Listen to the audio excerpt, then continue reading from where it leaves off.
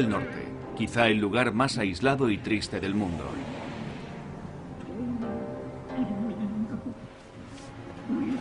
Cada día en la capital, Pyongyang, a los ciudadanos que han agradado a las autoridades comunistas se les permite acudir y formar fila para ver la tumba del hombre llamado el gran líder, Kim Il-sung.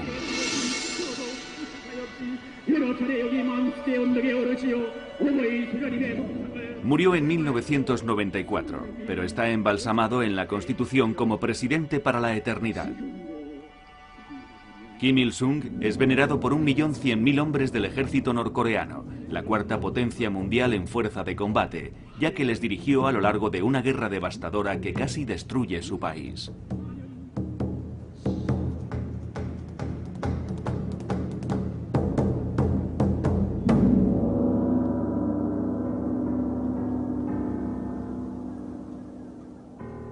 ...80 kilómetros al sur de Pyongyang, a lo largo de una desolada tierra de nadie, los 600.000 soldados del ejército de Corea del Sur bajo el mando de Estados Unidos vigilan cautelosamente a los enemigos del norte. Aquí también hay 37.000 soldados americanos, preparados para ser llamados a entrar en combate inmediatamente. Es el ejército más fuertemente armado del mundo puesto en pie. El legado de la mayor guerra jamás entablada entre el comunismo y el capitalismo. Una guerra que técnicamente nunca ha acabado. La Guerra de Corea.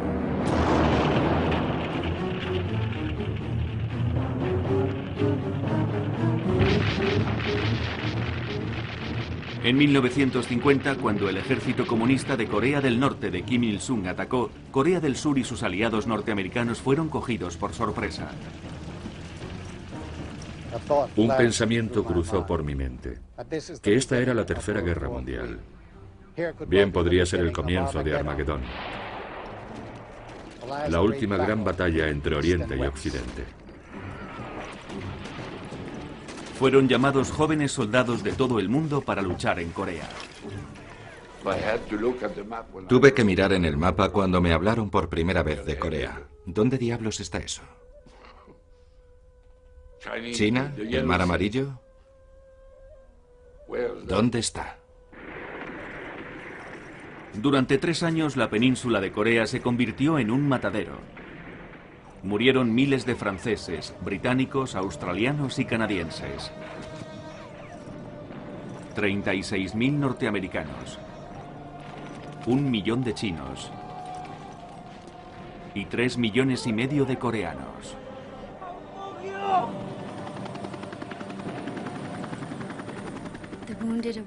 Llegan heridos en una hilera interminable.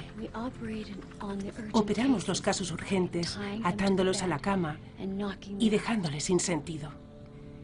Esto es una pesadilla. Esto debe de ser una pesadilla.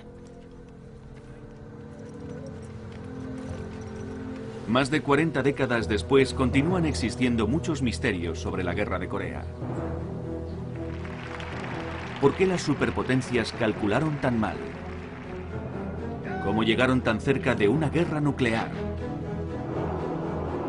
¿Se lanzaron de hecho bombas químicas y biológicas sobre el campo de batalla?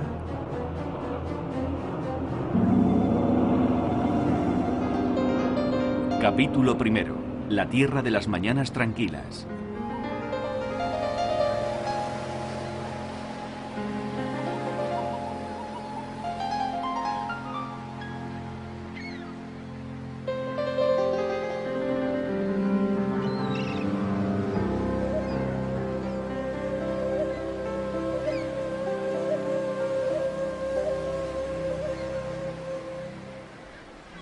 Ed y Myung-Kuk viven ahora en Nanaimo, Columbia Británica. Pero aquí están andando por otra costa del Pacífico. Se llama Malipo, larga playa arenosa en coreano. Han regresado a Corea para recordar una guerra que destrozó a su familia y marcó su juventud. Hoy, los marines de Corea del Sur juegan al fútbol no lejos de donde sus padres y abuelos sufrieron una sangrienta guerra. La guerra se produjo, de hecho, de repente. Era un domingo por la mañana, por lo que yo recuerdo. Dormíamos profundamente y saltó la noticia. Nadie estaba preparado. Cuando empezó, Ed Cook estaba en un internado. Asistía a la escuela secundaria en Taichung. Hubo una gran conmoción. Nos reunieron a todos los estudiantes y creo que fue el subdirector el que nos comunicó que había estallado la guerra. Y no había ni tren ni autobús, nada. Tendréis que ir andando a vuestras casas, nos dijo. Así que empezamos la caminata hacia casa. Su hogar estaba en Malipo, a 150 kilómetros de distancia. Para un chico de 12 años, la caminata fue una aventura que se convirtió en una experiencia terrible. Aquel verano fue para nosotros el verano más largo y terrorífico. Creo que era el mes de julio. Mirando hacia atrás, poca gente vio las señales de que una gran guerra se cernía sobre la península de Corea. Es una de las civilizaciones más antiguas del mundo, pero la geografía siempre ha puesto a Corea en peligro. En el norte, China y Rusia, no siempre amigos. Y Japón demasiado cerca, el Japón imperial. Cuando Japón conquistó Corea en 1910, los militares japoneses intentaron borrar a los coreanos como personas, prohibiendo su lengua y aplastando cualquier revuelta. Durante la Segunda Guerra Mundial, miles de mujeres coreanas fueron usadas como prostitutas por el ejército japonés, las llamadas esclavas sexuales. En agosto de 1945 termina la guerra y Japón se rinde a Estados Unidos y a sus aliados ante el general Douglas MacArthur, que acepta su capitulación. En la pequeña aldea pescadora de Malipo, Ed Cook recuerda el júbilo. Un día fui al colegio y el maestro se puso de pronto a hablar en coreano e incluso soltaba tacos de forma jocosa y usaba palabras que yo solo había oído en casa, nunca en la escuela. ¿Qué pasa?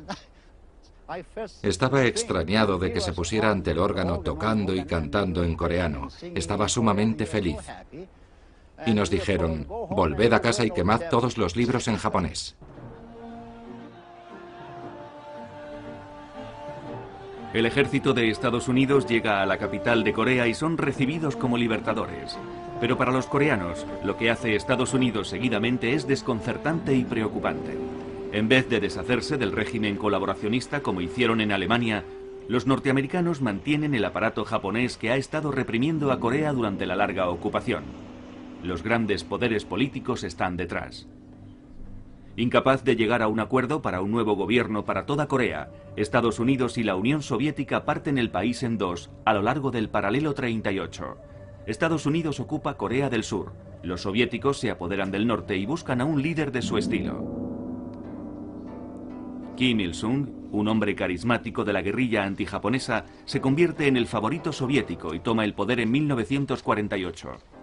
Solo tiene 35 años, pero su imagen cercana y amigable encubre a un hombre despiadado que elimina a sus potenciales rivales.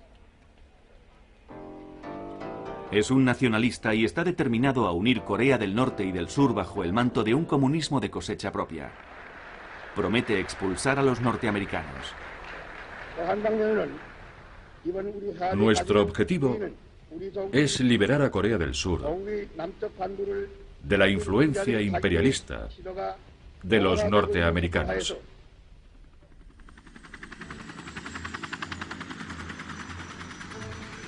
En Corea del Sur es Estados Unidos el que elige a su gobernante. Syngman Rhee, un nacionalista coreano de 75 años, doctorado en filosofía en Princeton y con fuertes lazos con la derecha norteamericana. Un feroz anticomunista que promete unir a las dos Coreas bajo su mandato.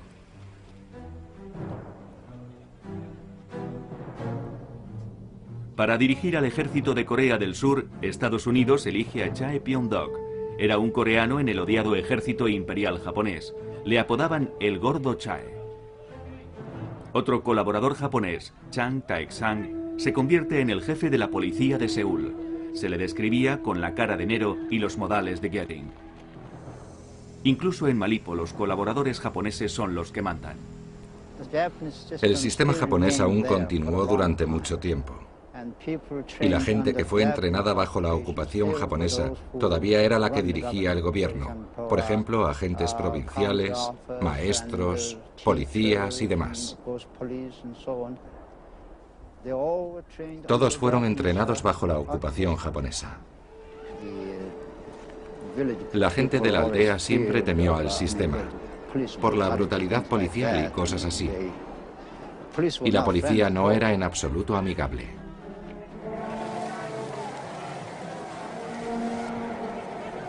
Muy pronto las calles se llenan de protestas contra la actuación de Estados Unidos.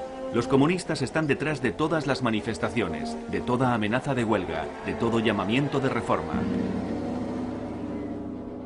Hoy en Seúl, esas manifestaciones son recordadas vivamente por Yu Chun-do, ahora una médica jubilada.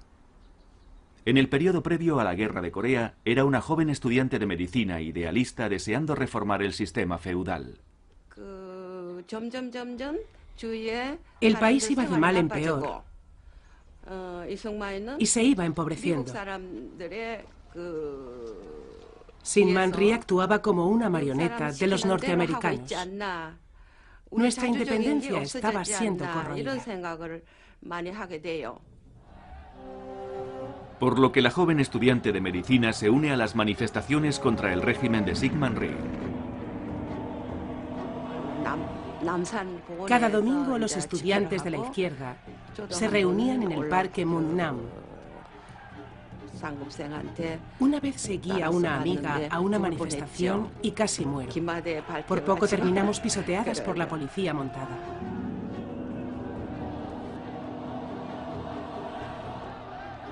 Las protestas de los estudiantes y obreros se incrementan y pronto aparecen sublevaciones armadas contra el régimen de Rhee.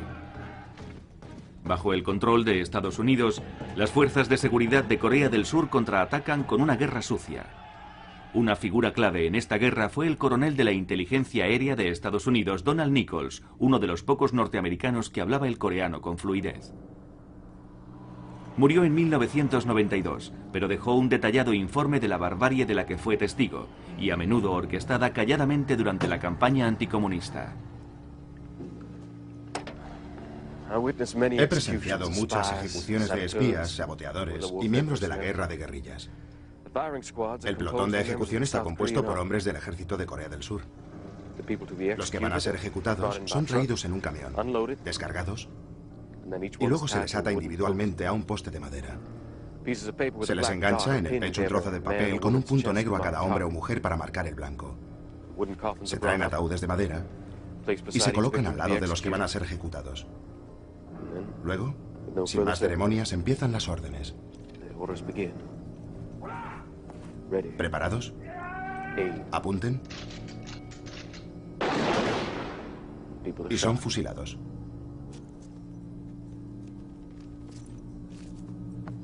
Sus restos son colocados en los ataúdes. Nuestra misión es siempre la misma, destruir la rebelión.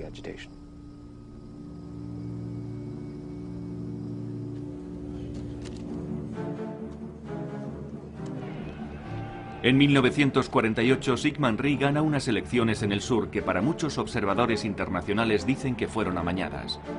Ahora quiere la guerra. Ordena ataques de comandos aéreos a Corea del Norte y clama por la invasión del norte a gran escala. No deseando la guerra, Estados Unidos niega a Rhee el armamento pesado que necesita para la invasión. En el norte, Kim Il-sung iguala a Rhee, discurso por discurso y ataque por ataque, en una escalada de la no oficial guerra civil. Kim presiona a sus aliados comunistas en la Unión Soviética y en China para que respalden sus planes de una invasión a gran escala. Como el sur, Corea del Norte no puede ir a la guerra sin ayuda. China no quiere participar en la guerra. En 1950, el líder chino, Mao Zedong, está reconstruyendo China después de una larga guerra civil. Muestra poco interés en Corea, ni siquiera ha enviado un embajador. De hecho, todavía espera un acercamiento con Estados Unidos. El historiador chino y militar veterano Bin Yo. De hecho, Mao y sus camaradas dirigentes indican a los norteamericanos que quieren tener una buena relación con Estados Unidos. Esto es el llamado oportunidades perdidas. Les mandan telegramas, presionan a los diplomáticos norteamericanos, incluso antes de que los comunistas obtuvieran todo el poder, pero fueron siempre rechazados. En Washington, en junio de 1950, hay pocas señales de que Estados Unidos está a punto de enredarse en una terrible guerra en Asia. Estados Unidos es próspero y está en paz, pero su presidente, Harry Truman, está siendo criticado por ser blando con los comunistas, así que la administración Truman habla con dureza y esboza una lista de países a los que Estados Unidos estaría dispuesto a defender en una crisis, pero Corea no figura en ella. Cualquier guerra parece muy lejana. Lo mismo ocurre en Japón, en el cuartel general del ejército de Estados Unidos en Asia, donde el comandante supremo Douglas MacArthur expresa su confianza plena en el nada controvertido poder militar de Estados Unidos en la región. Para el New York Times, los viejos militaristas reflexionan: quizá la guerra en sí está siendo obsoleta. Las Naciones Unidas deberían pensar seriamente en abolir la guerra. Sin embargo, piden continuamente sus propias fuerzas armadas. Es un ridículo anacronismo.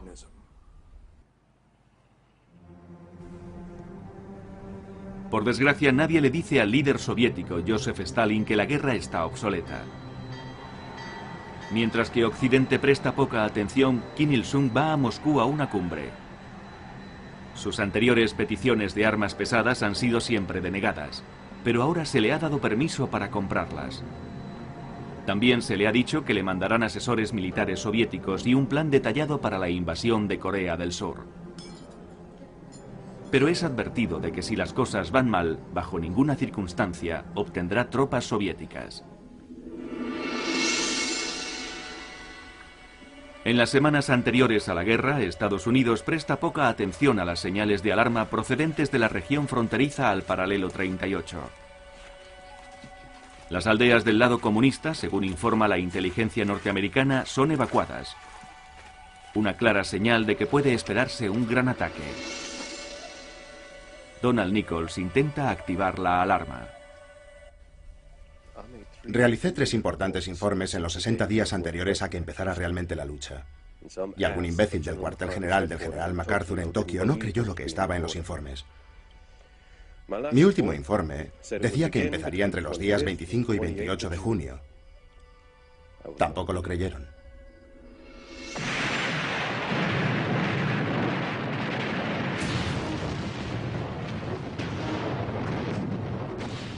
...25 de junio de 1950, domingo por la mañana, 4 de la madrugada. El ejército de Corea del Norte, con el apoyo de las armas soviéticas, incluidos 100 de los mejores tanques del arsenal soviético, el T-34, lanzaron un ataque sobre el paralelo 38. La guerra civil que deseaban los dos líderes había comenzado. De este a oeste, a lo largo de todo el paralelo, las tropas de Corea del Sur son cogidas totalmente por sorpresa. En pocas horas, las fuerzas del norte se dirigen hacia su primer objetivo, la capital de Corea del Sur, Seúl. En el cuartel general de Japón, el comandante supremo norteamericano MacArthur es despertado muy temprano por las urgentes noticias. Le asaltan imágenes de la Segunda Guerra Mundial. Tuve la sensación de que era una extraña pesadilla. No podía ser, me dije a mí mismo. Otra vez no. Debo de estar durmiendo y soñando.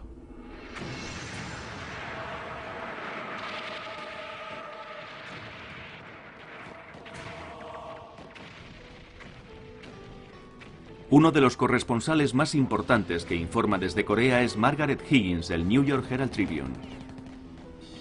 Con las primeras noticias de la invasión, se pone rápidamente en marcha para ser testigo del ataque a Seúl.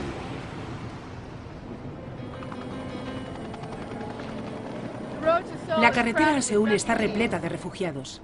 Es una experiencia conmovedora y bastante terrible ver a la multitud aclamando y saludándonos mientras nuestra pequeña caravana de norteamericanos pasa junto a ellos. Su absoluta confianza en los norteamericanos es verdaderamente conmovedora. Espero que no les defraudemos.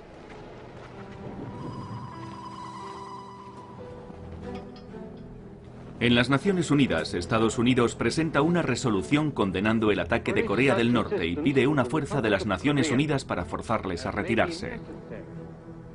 La Unión Soviética boicotea el Consejo de Seguridad. Con la ausencia de los soviéticos, la resolución se aprueba sin problemas. El flagrante error significa que ahora el bloque comunista se enfrenta a la mayoría del mundo occidental. En Tokio, el general MacArthur acepta la primera bandera de las Naciones Unidas. El general MacArthur es nombrado comandante supremo de todas las fuerzas de las Naciones Unidas, que quedan bajo el mando absoluto de Estados Unidos. Para la gente de buena voluntad de todas partes. En Corea, el comunismo ha lanzado el primer desafío de guerra a todo el mundo libre. Esto está tan claro ahora como lo estará siempre. Esto es una batalla contra el imperialismo comunista. A los ojos de Occidente, Stalin y Mao están lanzando un desafío imperialista. En realidad, los dos rivales comunistas apenas se hablan. Stalin mantiene a Mao a oscuras sobre los detalles del plan de Corea. El líder chino ni siquiera es plenamente informado de los planes de guerra por los norcoreanos. 2 o 3 días después de haber estallado la guerra, creo que el día 27 o 28, el gobierno norcoreano envió a un militar, un coronel o agregado a Beijing, para informar a los chinos de lo que estaba ocurriendo. Y se dijo que los líderes chinos, como Mao y Zhu, no estaban muy contentos con ello.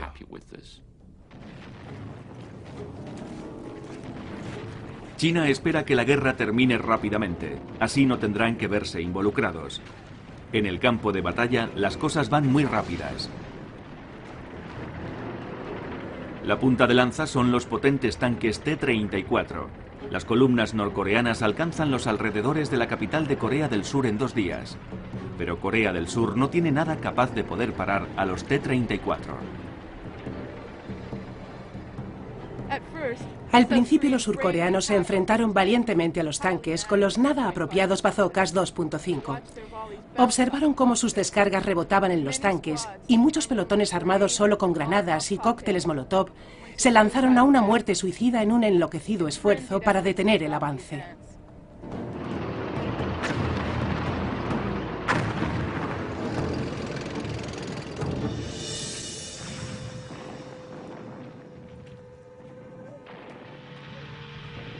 En la Facultad de Medicina de Seúl, Yu Chu se ve de pronto practicando medicina de guerra.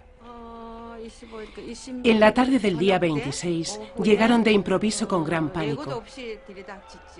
Los cañones y bombas cada vez se oían más y más fuerte. Por la noche, los estudiantes fueron a esconderse en el sótano para guarecerse de las bombas.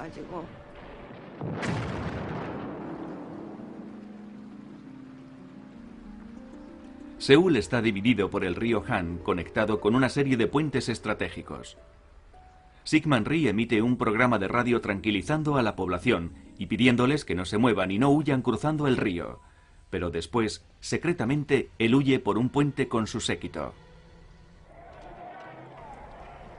La Policía Nacional Surcoreana, la Policía de Seúl, los militares y el gobierno corrieron como gatos escaldados, dejando atrás sus puestos, sus responsabilidades y a sus familias. Después de su huida, los militares de Syngman Rhee ordenan dinamitar los puentes. Esto es catastrófico. La mitad del ejército surcoreano, unos 44.000 soldados, quedan atrapados en el lado enemigo.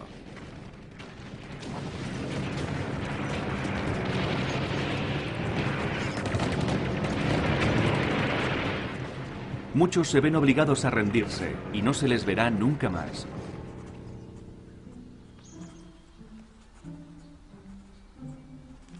Los desesperados primeros días de la guerra se tornan borrosos para Yu Chun-do.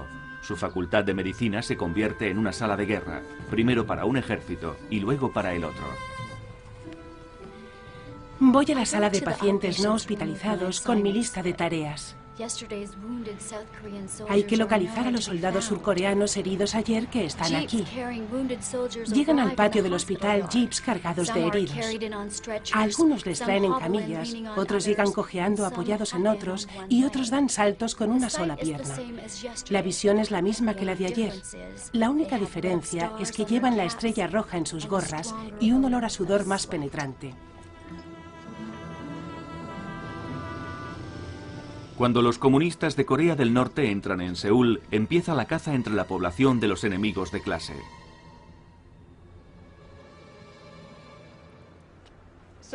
Era todo esto de largo. Una casa grande.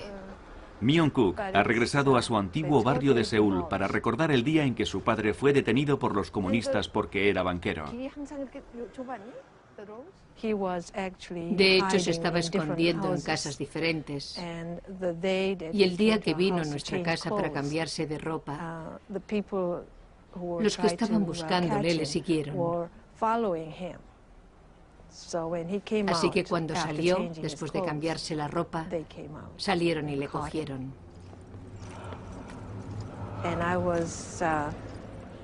Yo era la persona perfecta para seguir a mi padre. Mi madre me mandó que le siguiera. Así que le seguí todo el camino hasta allí. Pero no pude ir más allá, porque estaba anocheciendo y estaba oscureciendo. Y no sabía hasta dónde tendría que ir siguiéndole.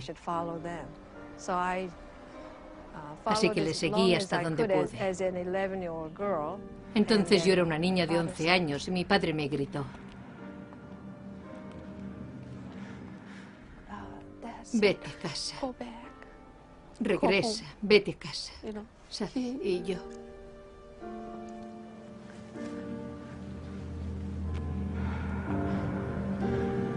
Myung regresó a su casa, pero no volvió a ver nunca más a su padre. Sería asesinado por el régimen de Kim Il-sung.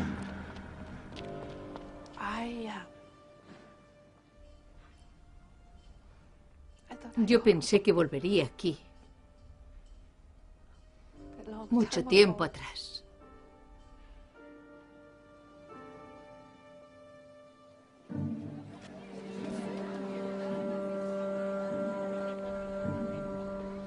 Mientras los comunistas aprietan el cerco sobre la capital de Corea del Sur, fuera de Seúl, el régimen de Ri reúne y mata a todos los comunistas posibles. La policía secreta surcoreana vacía las cárceles de sospechosos en un lugar llamado Suwon. Empieza la masacre. Donald Nichols dice que las fuerzas surcoreanas fueron demasiado lejos. La inolvidable masacre de Suwon de aproximadamente 1.800 personas es la atrocidad más grande que he visto. Y yo estuve allí, siendo testigo de todo sin poder hacer nada. Había dos grandes excavadoras trabajando constantemente. Una hacía una zanja tipo sepultura. Y llegaban los camiones cargados con los condenados. Llevaban ya las manos atadas atrás. Y eran empujados precipitadamente hasta formar una fila a lo largo de la zanja recién hecha. Le seguía un grupo de eficientes soldados. Con 45 pistolas era difícil que erraran el tiro mortal en la cabeza a menos de 1 metro de distancia a los que aún continuaban en pie. Cuando la segunda excavadora empujó la tierra sobre los cuerpos caídos en la zanja tumba, intenté detenerlo para que volviera a ocurrir. No obstante, me rendí cuando vi que era inútil. Yo era el único extranjero allí. Creo que sabían que estaban haciendo mal y no querían testigos. Lo peor de todo ese asunto es que no toda la gente que mataban era comunista. En Washington, 5 días después del ataque, el presidente Truman finalmente da permiso para enviar tropas norteamericanas en un intento desesperado de detener la invasión comunista. Estamos unidos en el desprecio a la esclavitud comunista. Sabemos que el precio de la libertad es alto, pero estamos determinados a preservar nuestra libertad sin importar lo que cueste. Pero ese día, Truman también escribe en su diario: hay que tener cuidado de no empezar una guerra general en Asia.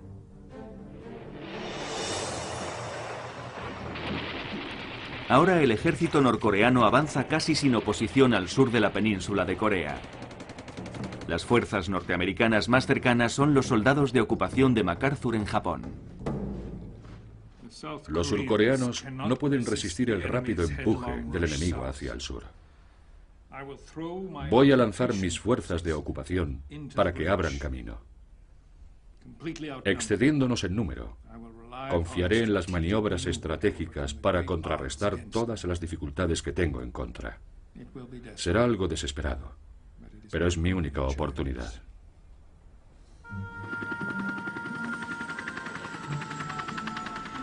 Las fuerzas de ocupación norteamericanas de Japón no son la mejor opción para una batalla desesperada. Son jóvenes y novatos. La mayoría no tiene aún 20 años. Solo 1 de cada 6 ha visto alguna vez un combate. Ahora 540 miembros de la 21ª División se encuentran en Corea, un lugar del que muchos no habían oído ni hablar. Yendo con ellos al combate estaba Philip Gigantes, entonces un corresponsal extranjero para el London Observer, más tarde un miembro del Senado de Canadá. Como un combatiente veterano de la Segunda Guerra Mundial, Gigantes no se impresionó del esfuerzo realizado por Estados Unidos para la guerra en los primeros días. Las tropas norteamericanas tenían allí a gente que no había sido entrenada ni siquiera para sujetar un fusil. Eran chicos jóvenes norteamericanos que se encargaban del correo del ejército, del economato, de ese tipo de cosas. Y de pronto los mandan a Corea. Los norcoreanos aislaban a las unidades norteamericanas una tras otra, y en particular en la que estaba yo, también la aislaron, y hasta tuve que intervenir y decirles: chicos, no encendáis cigarrillos y no hagáis ruido, por favor. De hecho, tomé el mando de la compañía y la llevé de nuevo a nuestras líneas.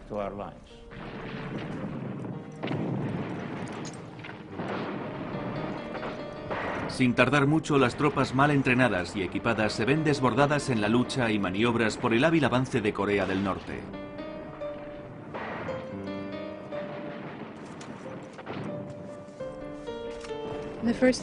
En las 3 primeras semanas de guerra me sentí llena de pena y de una sensación de traición hacia nuestros jóvenes soldados arrancados de golpe de su tranquila vida de ocupación en Japón y soltados en plena batalla. Haciendo frente a una derrota de las tropas terrestres de las Naciones Unidas, los Estados Unidos se tomaron la venganza con su poder aéreo. Lo principal del arsenal de los aviones a reacción son las ametralladoras. Los norteamericanos en su país oían hablar de la guerra aérea en los noticiarios, que era una propaganda descarada. Los aliados llegan al río Han infligiendo unas bajas asombrosas, hasta un total de 57.000 muertos, con una lluvia de bombas de napalm que les llueven del cielo de Corea. Pero a diferencia de la Segunda Guerra Mundial, también hay corresponsales independientes sobre el terreno que cuentan el oscuro asunto de la guerra aérea, sobre todo los efectos de las bombas de napalm sobre la población civil.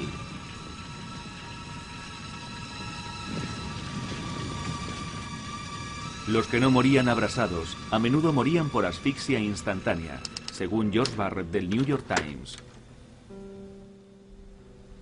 Los habitantes de las aldeas o los del campo eran sorprendidos y morían exactamente en las mismas posturas que tenían antes de que cayera el napalm. Un hombre yendo en bicicleta, 50 niños y niñas jugando en un orfanato, una mujer, extrañamente sin ninguna señal, sosteniendo en su mano una página arrancada del catálogo Sears Roebuck. Debió de haber 200 muertos en aquella pequeña aldea.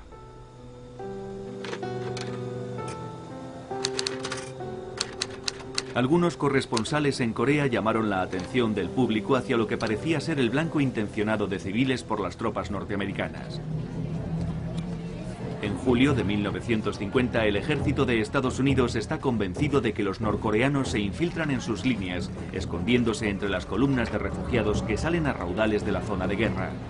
Primero, los generales de Estados Unidos ordenan a todos los civiles que no se muevan, un requerimiento sumamente irreal en medio de una guerra. Estos documentos, recientemente desclasificados de la 25ª División de Infantería, demuestran que los mandos norteamericanos ordenaron entonces tomar una decisión drástica. Los civiles que se trasladaran dentro de una zona de combate serían considerados enemigos. A los pilotos navales norteamericanos se les ordena atacar a cualquier grupo mayor de 8 personas. Órdenes parecidas reciben los pilotos de la Fuerza Aérea. Según este informe de la Fuerza Aérea del 25 de julio de 1950, el ejército nos ha pedido que ametrallemos a todos los grupos de refugiados civiles que veamos que se aproximan a nuestras posiciones. Hasta la fecha, hemos cumplido la orden del ejército. Poco después, aparecen informes de matanzas en masa de refugiados y de la destrucción de aldeas enteras desde el aire. Estos informes causaron consternación en Estados Unidos. El Departamento de Defensa, no obstante, considera el asunto un problema meramente de relaciones públicas. Washington envía este mensaje al cuartel general del general MacArthur el 15 de agosto de 1950. De ahora en adelante, cuando se destruyan las aldeas, recomendamos encarecidamente que los blancos sean identificados como objetivos militares. A partir de aquel momento, después de destruir cualquier aldea coreana, era declarada con carácter retroactivo un objetivo militar.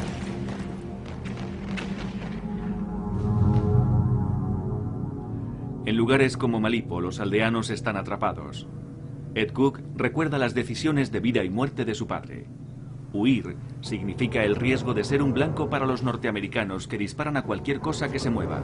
Quedarse significa enfrentarse a un nuevo régimen corrupto que elimina a los enemigos de clase. El padre de Ed, Sam Wan, secretario de una cooperativa de pescadores de Malipo, decide arriesgarse con los comunistas, pero es detenido casi inmediatamente. Alrededor de las 9 de la noche llevan a mi padre a una clase de la escuela y le golpean. Le acusan de espía de la policía. Y mi padre les dice: no, yo no soy nada de eso. Y ellos siguen gritándole: lo eres, así que confiesa que es cierto. Y mi padre le responde: no, yo no he hecho nada parecido. Yo quería ser...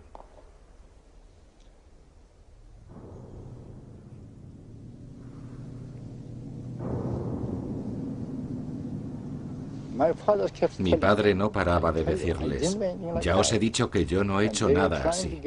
Pero ellos intentaban sacarle una confesión. Y como no la obtenían, siguieron pegándole. Yo le oía gemir y...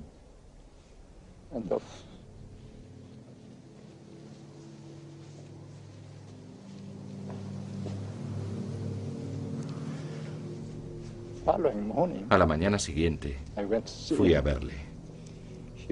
Estaba encorvado. Tenía una gran brecha en la cabeza y sangraba. Así que le llevé algo de comida. Pero no creo que comiera entonces. Esa fue la primera y auténtica experiencia espantosa que tuve.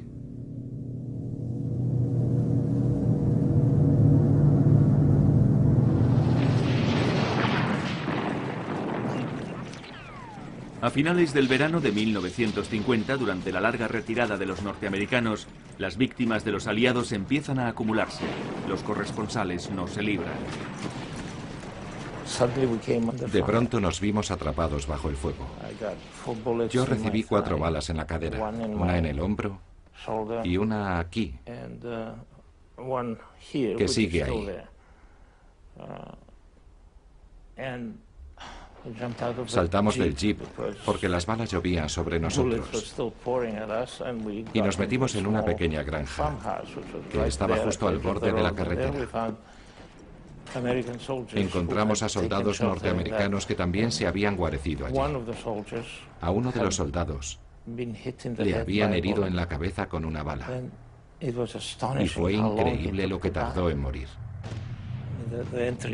El agujero de entrada estaba en la frente y la parte de atrás de la cabeza prácticamente había estallado. Pero estuvo así 40 minutos. Lo cronometré. 40 minutos para morir. No demasiado lejos, la corresponsal Margaret Higgins está con una unidad norteamericana que se encuentra acorralada por norcoreanos. Mis dientes castañeaban incontroladamente. Y de repente experimenté la fría y cruda certeza de que no había escapatoria. Mi reacción fue la corriente, como la de la mayoría de la gente, que de pronto acepta la muerte como inevitable e inminente. Simplemente estaba sorprendida de que finalmente fuera a ocurrirme a mí. Luego, a medida que mi convicción creció, me sentí con más fuerza interior y con relativa calma. Milagrosamente, Margaret Higgins escapa a la captura. Philip Gigantes no tiene tanta suerte. Un grupo de norcoreanos nos sacó fuera. Yo no hacía más que enseñarles mi pase de prensa, que estaba en coreano y en inglés.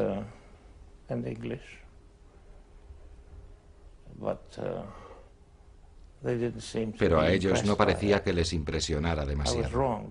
Me equivoqué porque llamaron a sus superiores diciendo que tenían a un Simbongisa, que significaba periodista.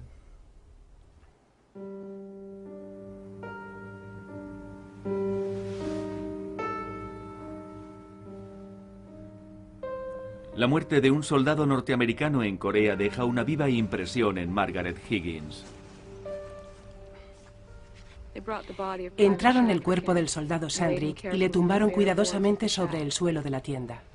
Su rostro no estaba cubierto y noté que todavía tenía una leve expresión de sorpresa. Es una expresión que veo a menudo entre los soldados muertos. La perspectiva de la muerte probablemente le pareciese tan irreal al soldado Sandrick como a mí toda esta guerra.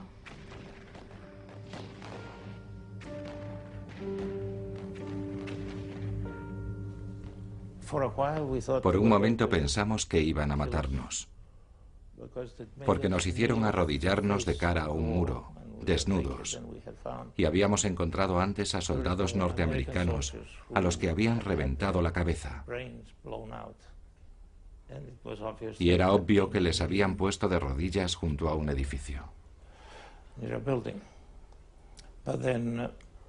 Pero entonces llegó un oficial y no nos dispararon. Nos hicieron ir andando hacia el norte, con sus superiores, en el lado norcoreano. En el cuartel general de Japón, MacArthur está haciendo frente a un desastre. Su ejército está siendo derrotado en el campo de batalla. El general que ganó la guerra en el Pacífico está siendo humillado por el poco considerado ejército de Corea del Norte. El 9 de julio, con solo 2 semanas de guerra, MacArthur propone usar la bomba atómica para evitar cualquier ayuda que China o la Unión Soviética puedan prestar a Corea del Norte. Les cortaría en Corea del Norte. Los únicos pasajes que vienen de Manchuria y Vladivostok tienen muchos túneles y puentes. Aquí yo veo que lo único útil sería usar una bomba atómica para provocar un bloqueo total. El presidente Truman rechaza la propuesta de MacArthur de usar armas atómicas. Truman quiere evitar la Tercera Guerra Mundial, el cataclismo de la lucha del capitalismo contra el comunismo.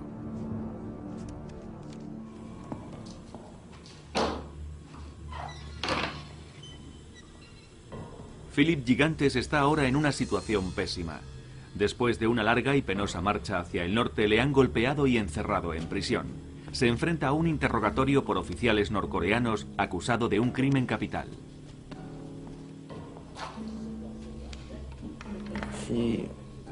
Insistía en que yo era un espía.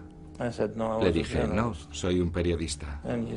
Y él me respondía, así que has venido aquí para informar a tu periódico, pero no nos has preguntado a nosotros si queríamos que informaras de las cosas que tú quieres informar. Le dije, no. Los periodistas occidentales no hacen eso. Si quiero informar de ciertas cosas que hacen los surcoreanos, voy e informo sin tener que pedirles permiso. tampoco lo he hecho con vosotros. Y me contestó, bien, pues según nuestras leyes eso es ser un espía. La situación de Gigantes empeora, porque aunque es un periodista para el London Observer, también es un espía. Ha acordado pasar información a la inteligencia británica, y lo que es más, los comunistas están casi seguros de que lo es. Sin saberlo, Gigantes se lo ha comunicado uno de sus propios espías dentro de la inteligencia británica. Los norcoreanos aumentan la presión. Quieren una confesión. Me atan desnudo a una silla, una vez durante 17 días. Estás sentado sobre tus propios excrementos. Y vierten agua delante de ti,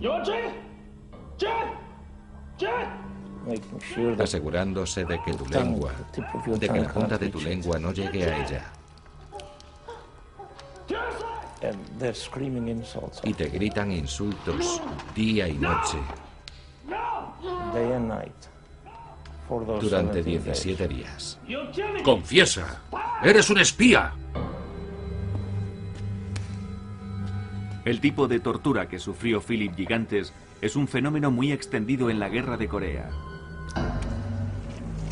Y se practicó en ambos bandos.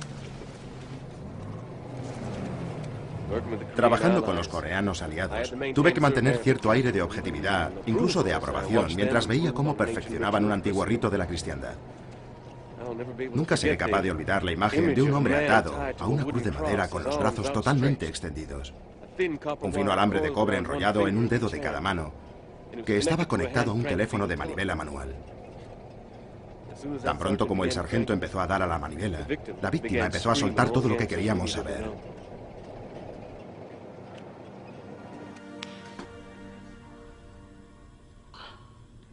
¡Confiesa! ¡Maldito espía! Ocurrió un fenómeno. Pude abandonar mi cuerpo y me fui a una esquina del techo y miraba abajo a esa criatura llena de excrementos, sentada en la silla. Y lo que estaban haciendo no me lo hacían a mí, yo no estaba allí. Gigantes nunca se vino abajo. Pasó el resto de la guerra prisionero. Se unió a la suerte de miles de aliados prisioneros que marchaban hacia el norte de la península, hacia los campos de prisioneros de Corea del Norte. Esta es la situación en la península de Corea en septiembre de 1950. Las fuerzas de Corea del Norte empujan hacia el sur, destruyendo toda oposición a su paso. Los ejércitos de Estados Unidos y de Corea del Sur se ven empujados hacia el mar, formando un perímetro defensivo alrededor del puerto de Pusan. En China, Mao y su grupo de generales están preocupados de que los norcoreanos no puedan acabar con los norteamericanos y sus aliados. Temen que muy pronto Corea del Norte solicitará ayuda a China. El historiador Bin Yu dice que esto provocó un intenso debate. Bueno, esos generales de hecho no creían que China tuviera una oportunidad. Creían que sufrirían una gran cantidad de bajas. Y muchos pensaban que China debería concentrarse en la recuperación de la economía doméstica. Incluso las críticas severas hechas al general MacArthur reconocen que es un estratega brillante. Con las fuerzas estadounidenses confinadas en el pequeño asidero alrededor de Pusan, MacArthur idea un nuevo y atrevido plan. Una numerosa fuerza de invasión norteamericana realizará un desembarco sorpresa en Port Incheon, cerca de Seúl, para dejar aislados a los atacantes norcoreanos.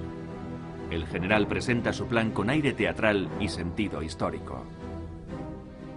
La sorpresa es el elemento más importante para el éxito de la guerra.